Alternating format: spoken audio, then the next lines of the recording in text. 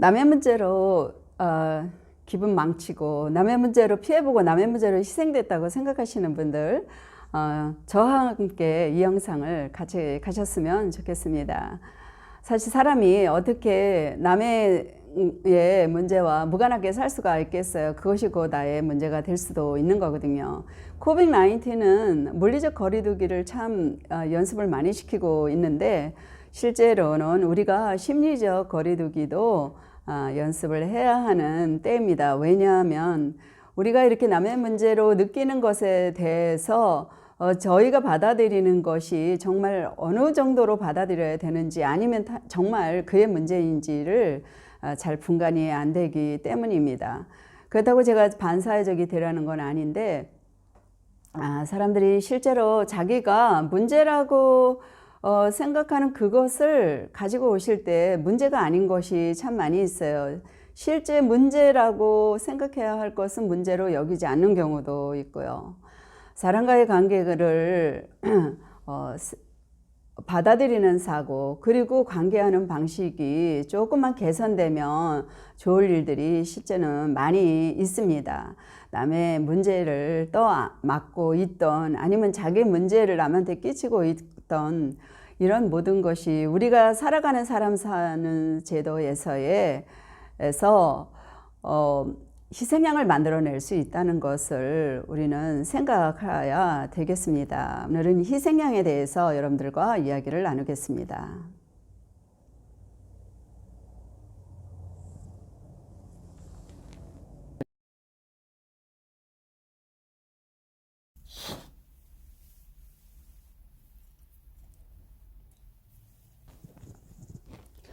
그러면 어디까지가 문제고 그러면 타인의 문제인가? 분간이 잘 안 되죠. 그거는 경계선이 잘 정리가 안 돼서 그렇습니다. 경계선은 자기 자신을 해치지 않기 위해서 또 남도 해치지 않기 위해서 선을 긋게 되죠. 그러니까 자동차를 운전하시는 분은 이 상상을 하시면 좋겠어요. 자, 출발하기 전에 좌우를 잘 살피고 또 남의 선에 넘지 않도록 또 출발 잘해서 계속 선을 지켜서 주행을 해야 됩니다. 앞차가 좀 뒤로 물러나면 또 뒤로 물러나고 또 위험한 상황이 오면 방어를 할 수 있고 이런 게 뭐겠어요. 또 도로에 있는 사인이든 저기 어떤 라이트 사인이든 어떤 그 사인을 잘 보면서 우리 가게 되잖아요. 그게 바로 타인을 해하지 않고 내가 해를 받지 않기 위한 거죠. 집을 지을 때도 마찬가지예요. 집을 지을 때 뭐 지붕 뚜껑만 씌우면 되나요? 아니죠. 잘 칸을 만들어 놔서 방음도 잘 해야 되고 이게 뭐겠어요? 안전하게 또 개인을 보호하고 나도 보호받기 위한 선이에요. 그것이. 그래서 이런 것이 잘 되면 뭐 피해 받았다 또 희생됐다 이런 거를 그런 말을 안 하게 됩니다. 만약 이런 말을 자꾸 옆에서 하는 분이 있으면 어떻게 해요? 참 힘들지요, 사실은. 자, 제가요, 요 근래에 호주에서 많이 뉴스거리가 되었던 것을 조금 알고 있는데요. 그게 뭐냐면 캐톨릭계의 굉장히 전체 서열 3위가 되시는 그 어르신이 고소를 당하신 일이 있어요. 그래서 부적절한 일로 고소를 당해서 본국인 호주로 오신 거예요. 그래서 3차에 걸쳐서 재판을 받으셨죠. 근데 결국에선 마지막 재판에서 이제 그가 자유의 몸이 되셨습니다. 404일 동안을 이제 감옥에 계셨는데 그분이 인터뷰를 하시는 것을 제가 보게 됐어요. 근데 그분이 교회 제도, 캐톨릭 교회 제도의 희생양이었다 이런 말씀을 하셨어요. 제가 그것이 예사로 들리지 않아서 그렇다고 또 제가 이걸 가지고 여러분들에게 무슨 논란거리를 만들려고 하는 건 아니에요. 저는 그런 실력도 없고 또 자격이 없으며 아는 것이 없습니다. 다만 그 단어 하나를 가지고 여러분들에게 말하려고 하는 것이고 또 그러면 뭐 때문에 그렇게 또 말하려고 하느냐. 그 단어가 주는 의미지만 실제로는 사람들이 많이 물어보세요. 저도 사람들에게 여쭤봤습니다. 이 단어가 의미하는 게 뭐라고 생각하느냐고 했어요. 그랬더니 누명 쓴 거 아니면 뭐 왕따 당한 거 아니면 뭐 어떤 뭐 체제나 단체 안에서 뒤집어 씌우고 희생이 된 거, 이렇게 이제 얘기를 하시더라고요.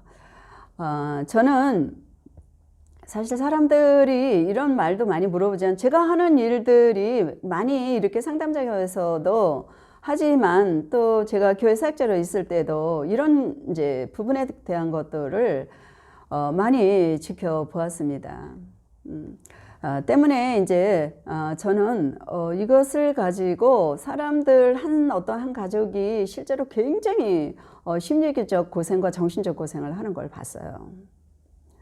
그러니까 이러한 그 희생양이라는 것에 대한 사회적 악순환이 정말 이런 그 부조리죠. 근데 부조리인데 인간 사회에서 정말 없어질까요? 그래서 우리는 좀 이해를 한다면 자기 자신들이 많이 방어가 될 거라는 차원에서 이런 그 시간을 가진 것입니다. 심리학적인 차원과 또 성서적인 차원으로 두 가지로 제가 좀 분류를 해서 말씀을 드리려고 그래요. 심리학에서는 어떤 한 그 문제 증상을 가지고 온 사람이 있으면 그것을 그 사람에게서만의 문제가 아니라 가족 전체 구조에서 가족 치료에서 많이 사용되고 있는 치료 이론입니다. 그 한 사람의 문제가 결국은 그 한 사람의 문제가 아니라 가족 구조 체제, 그러니까 서로 상호작용하고 있었던 그런 역기능적인 문제들에서 한 사람의 증상이 유난히 벌어졌다라는 거예요. 그 사람이 희생양이 됐다라는 거죠. 그러니까 심성이 아주 약하신 분들이 있거나 아니면 그 가족 체계에 내려서 적응하지 못하는 한 분이 굉장히 희생이 되는 거예요. 그래서 어떤 증상이 나타나는 것입니다. 그러니까 이 치료는 목표가 뭐냐면 너 때문이야 하는 한 개인에게 지적하지 말고 전체가 이 체제에 역기능적으로 내려왔던 그런 체제를, 그런 패턴들을 일단은 끊어내고 융합을 잘했느냐 아니면 분화가 잘 됐느냐, 그런 불균형을 조정을 하는 것입니다. 그래서 그 개인뿐만 아니라 가족 전체가 치료를 보게 하는 거, 변화가 되게 하는 거, 그래서 건강한 결속력을 일으키게 하는 거죠. 그러니까 수정이 잘 되도록 돕는 것입니다. 그렇게 되면 실제적인 변화가 이제 오는 과정들이 있습니다. 근데 이제 또 재발의 문제도 또 생기기도 하지만 지속적인 노력을 해야 되는 거죠. 자, 그러면 성서적인 관점에서는 어떻게 하느냐면 사실은 이거 희생양 스케이프고트라는 이것이 성서적에서 기원이 됐어요. 굉장히 오래된 거예요. 구약 성서 레위기 16장에 보면은 이스라엘 전체 사람들이 그 죄 지은 문제를 가지고 제사를 지내야 된다는 대속죄제가 있어요. 지금도 이 사회에서 뿐만 아니라 그 유대인들은 이제 이런 걸 제사를 직접 드리지는 않지만 이제 통곡의 날을 정해서 그 속죄제에 대비한 그런 걸 하고 있는데, 그날은 모든 전체 사람들이 거기에 참여를 해야 됩니다. 남성들은 어느 정도 나이에 남성들은 하게 되는데, 그때 짐승을 이제 잡아야 되는데 짐승의 분량이 다 똑같은 건 아니에요. 근데 그 제사의 마지막에 드리는 것이 꼭 있는데 염소 2마리를 준비해야 됩니다. 염소 2마리를 준비해서 한 염소는 제사를 드리는 거예요. 실제로 피를 내고 죽여서 그 피를 분리하고, 또 그리고 모든 그 신체의 그런 그 것들을 다 분리해서 태울 건 태우고 버릴 건 버리고 이렇게 이제 하는 의식을 밖에서 성소에서 또 들어가면서 피를 발라서 대제사장이 거길 들어가고, 대제사장이 지성소에서 죄가 없다, 죄를 사했다라는 하나님의 사인을 받고 나와요. 밖에 나오면 밖에 있었던 구별되었던 한 다른 염소가 있는데 그 염소 머리 위에 그 대제사장은 손을 얹어요. 2손을 얹어서 지금까지 행해한 모든 죄의 항목을 거기에다가 얹는 겁니다. 거기에다가 다 전가시켜요. 그리고서 그 염소는 준비해 놓은 한 사람에 의해서 이제 끌고 가게 되는데, 그 끌고 가는 곳이 어디냐면 무인지경이에요. 무인지경, 저 사막 어딘가에 무인지경에 데리고 가서 그를 가게 놔두는 것입니다. 자, 이게 히브리 사전에는 이 말을 뭐라 그러냐면 아자젤이라고 그래요. 히브리 성경에서는 아자젤이라고 하여, 한국에서는 그것을 아사셀이라고 번역을 해서 쓰고, 그 말의 뜻은 뭐냐면 완전한 제거라는 것이에요. 그리고 성서 대백과 사전에는 이것을 어떻게 말을 하고 있냐면 속죄 이래 죄를 옮겨서 완전히 제거시켜 결코 다시 못 돌아게 하는 것을 상징한다라고 하고 있어요. 자, 레위기 16장에 이것이 그대로 있습니다. 스케이프고트 할 때의 고트가 염소잖아요. 근데 뭐 양이냐 염소냐 이거는 번역상의 문제예요. 또 그리고 그 희생 염소가 그럼 어디를 누구한테 그럼 어떻게 되는 거냐? 아자젤한테 잡혀 먹었다는데, 그냥 아자젤은 그건 아니에요. 네, 그 뜻이 그렇다는 거지. 그럼 좀 이제 말이 이상해지는데, 어쨌든 오늘의 저희가 말씀드리는 거에 이것이 포함될 필요가 없기 때문에 말씀을 드리지 않습니다. 생각해 볼 게는 있어요. 사람의 죄를요, 짐승이 다 살 수 있나요? 아니죠. 사람이 표하고 짐승이 표하고 어떻게 그 값어치를 같이 돼요? 할 수 없죠. 그럼 사람은 할 수 있나요? 아니죠. 하나님이 아무도 의로운 자가 없다라고 말씀을 하셨어요. 자, 그럼 그 적합한 분 누구예요? 하나님이에요. 하나님 자신이에요. 그래서 예수 그리스도는 하나님 자신이 인간의 몸으로 오신 거예요. 그분이 하나님의 어린이라고 예언을 계속 하셨어요. 그분이 다 찢기고 상하고 채찍으로 다 너덜너덜 해주시고 창으로 찔리고 가시관으로 찢겨서 그분은 물과 피를 다 쏟으셨어요. 근데 말이죠, 정말 우연치 않은 일이 있는데 그 일을 하게 한 사람들이 누구냐면 종교 탑 지도자들이었다라는 거예요. 그들이 로마의 법으로는 예수를 죽이지 않을 거라고 했어요. 그런데 그들이 그를 죽여야 된다고, 종교 지도자들이. 그래서 마지막 사인 누가 했냐면 이렇게 두 손을 올리는 것과 같은 그 일을 대제사장들이 예수 그리스도에게 행했다라는 거예요. 그리고 그는 성전 밖에서 십자가에서 처절하게 박혀 죽으셨어요.